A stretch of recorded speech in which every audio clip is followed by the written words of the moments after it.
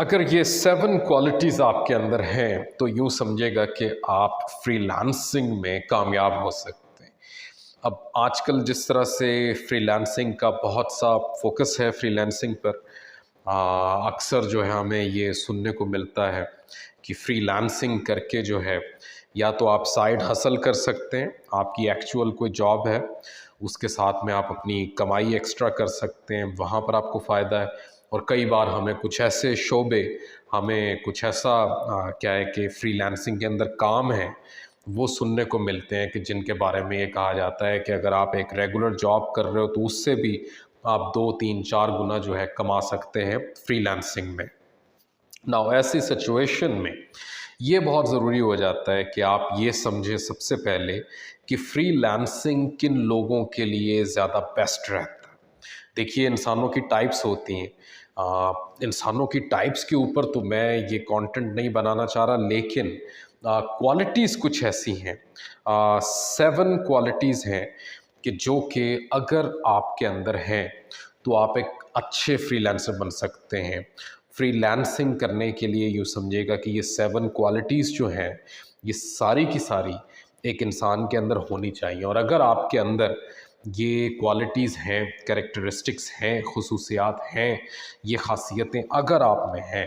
तो आप फ्रीलांसिंग में कामयाब हो सकते हैं। नंबर 1 है self discipline. Now self discipline जो है, अगर कोई बंदा उसके अंदर फ़र्ज़ कीजिए कि एसईओ है, सर्च इंजन ऑप्टिमाइजेशन है, एक बंदा जो उसमें बहुत सी स्किल्स हैं, उसके पास बहुत सा नॉलेज है, बहुत अच्छी एसईओ करता है, सेल्फ डिसिप्लिन अगर नहीं है, क्योंकि देखिए, आपको जब फ्रीलांसिंग का कोई काम मिलता है तो आपको एक पूरे कंपनी का सिस्टम तो आपके साथ में नहीं होता अक्सर औकात, जैसा कि एक रेगुलर जॉब में होता है कि एक रूटीन के साथ में मामलात को आगे लेकर जाया जा रहा होता है, पूरी एक टीम होती है, आप उस टीम का हिस्सा होते हैं, आपकी जो असाइनमेंट्स हैं, आपके जो काम हैं वो भी एक ट्रैक पर चल रहे हैं, एक टाइम टेबल पर चल रहे हैं। रोज़ जो है आप 9 से सुबह 9 से शाम 5 तक जो है आपकी जो परफॉर्मेंस है वो एक सिस्टम और रूटीन के साथ में, एक पेस के साथ में चल रही है। ऐसा तो होता नहीं। आपने फ्रीलांसिंग में खुद से अपने आप को डिसिप्लिन करना होता है कि किस टाइम पर मैंने काम शुरू करना है, रोज़ाना कितना मैंने काम करना है। ये प्रोजेक्ट अगर मुझे 45 डेज़ का मिला है तो क्या कितना काम मुझे रोज़ करना चाहिए, कहाँ से मुझे शुरू करना चाहिए, किस तरह से मैं अपनी रूटीन रखूँगा, अपना पेस रखूँगा कि 45 की बजाय 40 डेज़ के अंदर जो है मेरा ये सारा काम जो है कंप्लीट हो जाए। साथ में बहुत सी ऐसी चीज़ें होती हैं जिसका कि आपने पहले से सोचना होता है कि फ़र्ज़ कीजिएगा कि आपके क्लाइंट ने आपके साथ में रिव्यू भी रखा हुआ है कि वो रिव्यू करेगा और उसके बाद में आपने जो गलतियाँ होंगी, जो चीज़ें आपने बेहतर बनानी होंगी, वो सब भी आपने करना है। तो अगर आपने उसको ज़हन में नहीं रखा तो आपका 45 डेज़ की डेडलाइन जो है वो तो निकल जाएगी, अगर 40 डेज़ में आपने काम सबमिट कराया, क्योंकि उसका रिव्यू अगर आपको 43rd डे में मिला है तो अब आपने तो फिर ऑब्वियसली 45 डे से ऊपर जाके सबमिट करना है। ये चीज़ें कॉस्ट करती हैं, ये चीज़ें आप किसी भी तरह से फ्रीलांसिंग कर रहे हो, किसी भी प्लेटफॉर्म पर कर रहे हो, तो क्लाइंट्स जो हैं उनको उनको सेटिस्फाई करने के लिए आपने इन सब का ख्याल रखना होता है। इन सब के लिए आपको सेल्फ डिसिप्लिन चाहिए होता है। उसके बाद में नंबर 2 है अडेप्टेबिलिटी। अगेन यहाँ पर भी कंपैरिजन एक रेगुलर जॉब के साथ में होगा। अमूमी तौर पर जो आपकी जॉब होती है उसमें आपके कुछ सीनियर्स होते हैं, कोई एक बॉस होता है, आप उनको जानते हैं, वो आपको जानते हैं, उनके साथ में आप महीनों साला साल जो है काम करते चले आ रहे होते हैं और आपको पता होता है उनको आपके बारे में, आपको उनके बारे में पता होता है, क्या उनको बुरा लगता है, क्या उनका वे ऑफ वर्किंग है, सब कुछ जो है एक दूसरे के बारे में क्लैरिटीज़ होती हैं। लेकिन ये जो फ्रीलांसिंग का जो काम है, इसमें प्रोजेक्ट टू प्रोजेक्ट बंदे ने चलना होता है, जॉब टू जॉब बंदे ने चलना होता है। एक बंदा जो है वो बाज़-औक़ात 1 साल के अंदर जो है वो 20-50 मुख्तलिफ़ क्लाइंट्स के लिए काम करता है। कोई प्रोजेक्ट होता है वो सिर्फ़ 3 दिन का होता है, कोई होता है वो 6-6 महीने का होता है, कोई जॉब होती है वो सिर्फ़ 2 घंटे की होती है, कोई जॉब होती है जो कि रोज़ाना 4 घंटे की बंदे ने करना होती है एक क्लाइंट के लिए और वो ना जाने कितने दिन चलता है। तो आपने इसमें अपने अंदर अडेप्टेबिलिटी रखनी होती है। आपने मेक श्योर करना होता है कि आप क्लाइंट टू क्लाइंट अपने आप को उस क्लाइंट के हिसाब से, अगेन आप अपनी रेगुलर जॉब में भी अपने सीनियर्स के लिहाज से, अपने बॉस के लिहाज से अपने आप को अडेप्टेबल रखते हैं कि ये बॉस को जो है ये चीज़ें नहीं पसंद, और इस बॉस को जो है मेरे साथ में क्या किस तरह से जो है मुझसे वर्किंग रिलेशनशिप और मेरी परफॉर्मेंस का किस तरह से तकाजा किया जा रहा है, उस लिहाज से आपने अपने आप को एक जॉब में बना करके रखा होता है। आपने फ्रीलांसिंग में समझिएगा कि वहाँ पर आपका एक की बजाय 20 30 40 50 बॉसेस आपको एक साल में मिलेंगे, और इसी तरह से जो आपके कोवर्कर्स हैं उसमें भी ऐसा होता है। बाज़-औक़ात आप फ्रीलांसिंग का काम कर रहे होते हैं, एक टीम का हिस्सा भी होते हैं, आप एक के बाद एक टीम ज्वाइन करते हैं, तो आपको बहुत ज़्यादा अडेप्टेबल होना चाहिए कि किस तरह से आप एक प्रोजेक्ट के बाद दूसरे प्रोजेक्ट में, एक टीम के बाद दूसरी टीम में, एक बॉस के बाद दूसरे बॉस के साथ में काम करते हुए किस तरह से अपने आप को कैरी करते हैं, किस तरह से अपने आप को इस तरह से मॉडिफाई करते हैं कि जो उनकी एक्सपेक्टेशंस हैं आप उन पर पूरा उतरते हैं। उसके बाद में number 3 is really very common, communicational skills जो हैं। Communicational skills are extremely important. Freelancing में अक्सर औक़ात तो ऐसा होता है कि कोई भी प्रोजेक्ट विन करने के लिए, कोई भी जॉब हासिल करने के लिए वहीं पर, चूँकि फ़िज़िकल आमने-सामने का तो इंटरव्यू वग़ैरह का सिस्टम होता नहीं है, और ऑब्वियसली आपने जो है चैट पर, मैसेजिंग पर, और ऑब्वियसली आगे चलते हुए ऑनलाइन मीटिंग्स में जो चीज़ सबसे ज़्यादा आपकी शख्सियत को लेकर के सामने आ रही होती है, वो क्या होती है? कम्युनिकेशन। तो आपकी कम्युनिकेशन स्किल्स जो हैं, अगेन अगर आप अमूमी तौर पर अगर आप कंपैरिजन करें तो एक आम जॉब में जितना आपके लिए कम्युनिकेशन इंपॉर्टेंट होती है 9 टू 5 की जॉब जिसमें कि आप फिज़िकली आपका जाना आना होता है, उसके लिहाज उसके बरखिलाफ़ अगर आप फ्रीलांसिंग जॉब को देखते हैं तो आपकी कम्युनिकेशन की इन्वॉल्वमेंट बहुत ज़्यादा होती है, क्योंकि उनको ये पता होता है, जो क्लाइंट्स होते हैं, जो कंपनीज़ होती हैं, उनको पता होता है कि लॉन्ग डिस्टेंस में आप ऑब्वियसली लोकेशन पर तो आ नहीं रहे, तो बहुत ज़्यादा डिपेंडेंसी जो है वो कम्युनिकेशन पर होती है। कितना ज़्यादा क्लियरली आप कम्युनिकेट कर रहे हैं, कितना ज़्यादा अच्छे से आप जो है क्लाइंट की रिक्वायरमेंट्स को समझ रहे हैं, किस तरह से आप फीडबैक ले रहे हैं, किस तरह से आप जो है जो आपको एक्सप्लेन करना है, जो आपको जॉब जो आपको कॉन्ट्रैक्ट मिला है उसको आपने किस तरह से आगे लेकर के चलना है, ये सब बड़ा इम्पॉर्टेंट है। और इस सब पर जो है ज़रूरत पड़ती है कम्युनिकेशन स्किल्स की। ऑब्वियसली इंग्लिश आपकी हाई होना चाहिए। फ्रीलांसिंग जो है वो इंग्लिश के गिर्द में घूमता है। मैंने नहीं कोई ऐसा फ्रीलांसर देखा कि जो कि उसकी जॉब जो है उर्दू में बेहतरीन कम्युनिकेशन में जो है उससे कोई उसको डिपेंडेंसी हो। आपका जो सारे का सारा जो दारोमदार है वो इंग्लिश की कम्युनिकेशन पर है, तो इंग्लिश लैंग्वेज जो है वो आपकी बेहतर होनी चाहिए।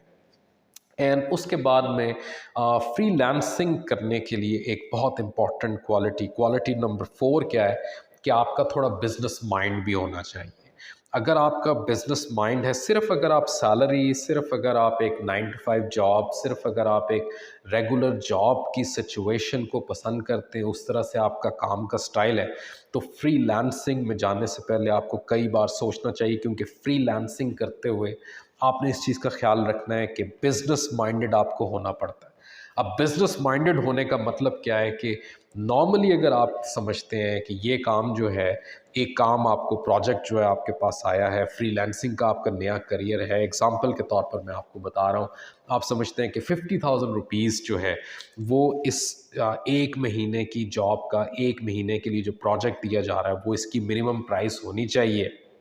लेकिन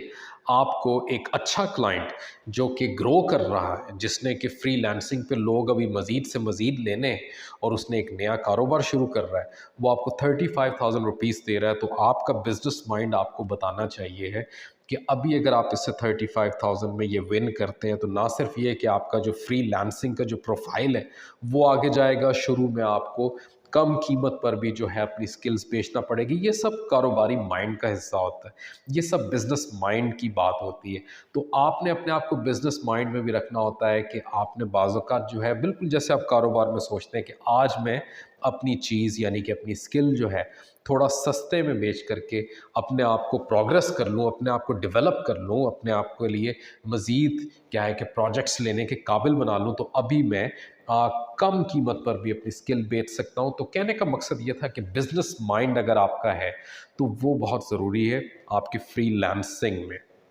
नंबर 5 इज़ टाइम मैनेजमेंट। ये सेल्फ डिसिप्लिन से रिलेटेड है, लेकिन टाइम मैनेजमेंट को मैं अलहदा से आपके साथ में डिस्कस करना चाहता हूँ। टाइम मैनेजमेंट जो है ना, ये इंतहाई ज़रूरी है, क्योंकि किसी भी प्रोजेक्ट में, किसी भी फ्रीलांसिंग के रोल में अगर आपने अपनी टाइम मैनेजमेंट, अगेन आपको कोई कंपनी, आपको कोई टीम, आपको कोई मैनेजर जो है, वो तो अक्सर नहीं होता फ्रीलांसर में। आपने एक काम जो है कंप्लीट करके आगे डिलीवर करना होता है, उसमें आपने अपनी टाइम मैनेजमेंट जो है वो खुद से रखना होती है। कई लोग होते हैं कि जो कि रात के वक़्त में काम करते हैं कि जी मैं तो 9 टू 5 सारा दिन करता रहा बड़े सालों तक, और अब जबकि मैं फ्रीलांसिंग कर रहा हूँ तो मैंने तो रात को जागना है, मैंने तो रात के वक़्त में काम करना है, और क्या है कि 8 की बजाय बस 6 घंटे में काम मुकम्मल करके जो है ना मैंने मज़ीद काम नहीं करना। इस तरह का आपने नहीं करना, अपने आप को टाइम मैनेजमेंट पे लेकर के आइए, और ऐसा ना कीजिएगा कि आप फ्रीलांसिंग में जो है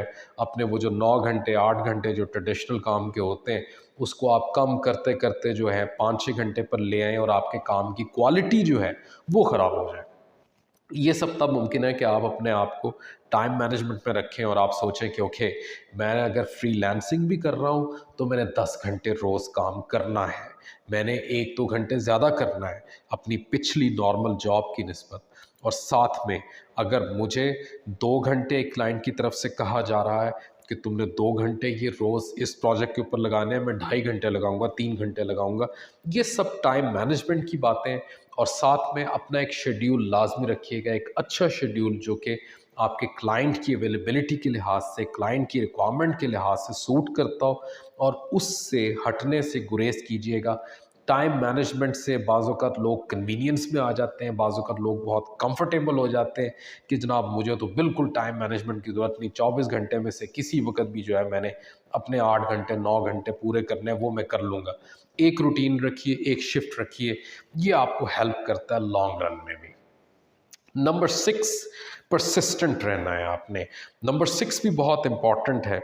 देखिए, फ्रीलांसिंग के काम में कई बार ऐसा होता है कि आप बिड्स सबमिट करते हैं, कई बार ऐसा होता है कि आप डिफरेंट क्लाइंट्स को अप्रोच करते हैं और आपको सामने से ठीक जवाब नहीं आता, आपको बाज़ औक़ात कोई रिप्लाई नहीं आता, आपको टर्न डाउन कर दिया जाता है, आपको एक्सेप्ट नहीं किया जाता। आप क्या है कि मज़ीद अप्लाई करते हैं जॉबों के लिए, प्रोजेक्ट्स के लिए। इसमें आपने जो है हिम्मत रखनी, हौसला रखना है। आपने इसमें अपने क्या है कि अपने आप को आपने इसमें पुट डाउन नहीं होने देना। आपने भले आप जितनी भी बिड्स कर रहे हैं, भले आप जितने भी प्रोजेक्ट्स के लिए आप अप्लाई कर रहे हैं, जितने भी प्लेटफ़ॉर्म्स पर आप कर रहे हैं, आपने अपने आप को कैरी करना है, आपने अपने आप को स्ट्रॉन्ग रखना है, और आपने इस चीज़ को नहीं भूलना है कि फ्रीलांसिंग में कई बार ऐसा होता है कि महीनों भर जो है इंसान बहुत सारे प्रोजेक्ट्स के लिए बिड करता है। बहुत सारी जॉब्स जो छोटी-छोटी जॉब्स होती हैं, बड़े रोल होते हैं, जिस तरह से भी होता है फ्रीलांसिंग में, उनके लिए अप्लाई करता है और आगे से कोई पॉजिटिव रिजल्ट्स नहीं आते, लेकिन अक्सर औक़ात देखा गया है कि फिर आना शुरू भी हो जाते हैं। आपकी स्किल्स बेहतर हो जाती है, आपको पता लगता है कि कैसे कम्युनिकेट करना है, आपको पता लगता है कि किस तरह से आपने क्लाइंट्स के साथ में आपने अपने आप को एक्सप्लेन करना है, इंट्रोड्यूस कराना है, ये सब चीज़ें जो हैं। तो फ्रीलांसिंग में आपने परसिस्टेंट रहना है। ऐसा नहीं है कि आपने 1 महीना, 2 महीना, 3 महीना बस आपने जो है मेहनत की, आपने प्रोजेक्ट्स के लिए, आपने जॉब्स के लिए, आपने बिड्स के लिए मेहनत लगाई, उसके बाद में आप जो है फ्रीलांसिंग को जो है कहें कि इसमें कुछ रखा नहीं है। आपने अगर इसमें फ्रीलांसिंग में आना है तो आपने पूरी हिम्मत के साथ में, हौसले के साथ में आगे बढ़ने के लिए, सब्र के साथ में, पेशेंस के साथ में, आपने मेहनत करने की नीयत के साथ में फ्रीलांसिंग करना है। अगर ये क्वालिटी परसिस्टेंट होने की आपके पास में है, तभी आपके लिए फ्रीलांसिंग जो है वो एक अच्छा ऑप्शन है। Number 7 also very important. ये इम्पॉर्टेंट है किस लिए कि आपने फ्रीलांसिंग में अपने आप को ग्रो करना है। फ्रीलांसिंग अगर आपके लिए एक अच्छा सेक्टर बन जाए, फ्रीलांसिंग जो है वो आपके लिए मज़ीद से मज़ीद जो है बढ़ोतरी का, डेवलपमेंट का, प्रोग्रेस का बाइस बन जाए, उसके लिए ये जो क्वालिटी नंबर 7 है, ये बहुत इम्पॉर्टेंट है। और इसका आपने अक्सर जो है ऑनलाइन ज़िक्र भी सुना होगा। आप कंटिन्यूसली अपने आप को ओपन रखते हैं मज़ीद से मज़ीद सीखने के लिए। नाउ ये बहुत ज़रूरी है। फ्रीलांसिंग में वो बंदा पीछे रह जाता है जो कि एक डिग्री लेकर, जो कि ख़ास स्किल लेकर के मार्केट में एंटर होता है और समझता है कि बस ये मेरे पास बहुत है। फ़र्ज़ कीजिएगा कि एग्ज़ाम्पल मैं आपको दे देता हूँ सोशल मीडिया एडवर्टाइज़िंग की। अब सोशल मीडिया एडवर्टाइजिंग जो है वो एक बंदा स्किल लेकर के सोशल मीडिया पे एडवर्टाइजमेंट गूगल फेसबुक जितना भी है सब कुछ वो जो है एडवर्टाइजमेंट उसकी सीखता है और उसके बाद में वो मार्केट में आ जाता है कि जनाब सोशल मीडिया एडवर्टाइजिंग किस तरीके से करनी है और वो उसी पर रहता है, मज़ीद नहीं सीखता। तो ये एक सेटबैक है, ये एक डिसएडवांटेज है। फ्रीलांसिंग में आपको अपने आप को खोलना पड़ता है मज़ीद से मज़ीद और से और सीखने के लिए, अपनी स्किल्स को बढ़ाने के लिए। ये चीज़ बहुत ज़्यादा इम्पॉर्टेंट होती है क्योंकि